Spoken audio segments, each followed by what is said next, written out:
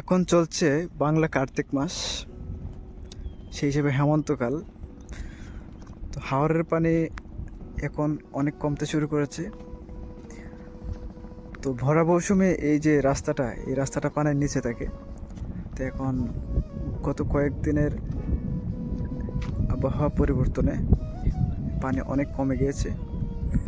প্রতিদিনই অনেক রোদ হচ্ছে, যার কারণে হাওরের পানি খুব দ্রুত কমে যাচ্ছে।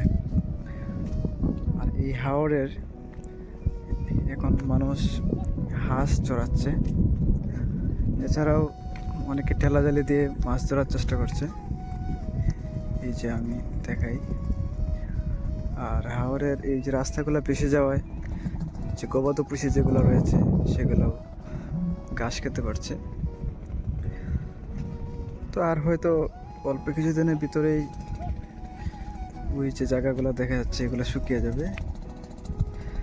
তো শুকিয়ে যাওয়ার পরে এখানে যে কাজটা করা হবে, এখানে ধানের যে বীজতলা, সেই বীজতলা তৈরি করা হবে। ক্ষেত রয়েছে, ধান ক্ষেত, এগুলো শুকাতে শুকাতে আরও লাগবে প্রায় আনুমানিক 2 মাসের মতো লেগে যাবে। 2 মাস প্রায় আশেপাশেই। তখন এভাবে এখানে ধানের চারাগুলো রোপণ করা হবে।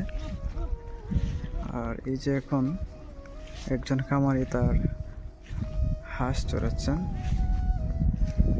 হাওরে পানি কম থাকায় হাওরের যে রাস্তায় খামারিরা তাদের যে হাঁসের খামারের ঘর সেগুলো বানিয়েছেন। এই হচ্ছে হাওরের বর্তমান অবস্থা।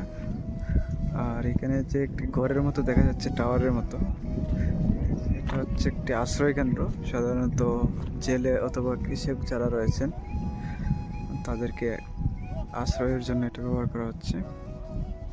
এটা সরকার কর্তৃক নির্মাণ করা হয়েছে। এখন আমরা দেখতে পাচ্ছি যে একজন মাছ ধরে নিয়ে যাচ্ছেন। তো আমরা চেষ্টা করব ওনার কাছ থেকে যে কি মাছ ধরেছেন। আমরা এখন চেষ্টা করব ওনার কাছ থেকে জানার চেষ্টা করবো যে কতটুকু মাছ পেয়েছেন। আমি তো অনেকক্ষণ দেখলাম উনি এখানে করছেন। আচ্ছা, কতটুকু মাছ ধরছেন? কি তো ভালোই তো দেখা যাচ্ছে মোটামুটি। তো কত সময় ধরে মাছ ধরার পরে সকাল থেকে খালি জেলা থেকে আইলাম। তার মানে ভোরবেলা থেকে? আচ্ছা আচ্ছা, ঠিক আছে। তো আপনি অনেক মাছ ধরেছেন, এবার তাহলে বাড়িতে যান, বাড়িতে গিয়ে তারপরে ভালো থাকেন।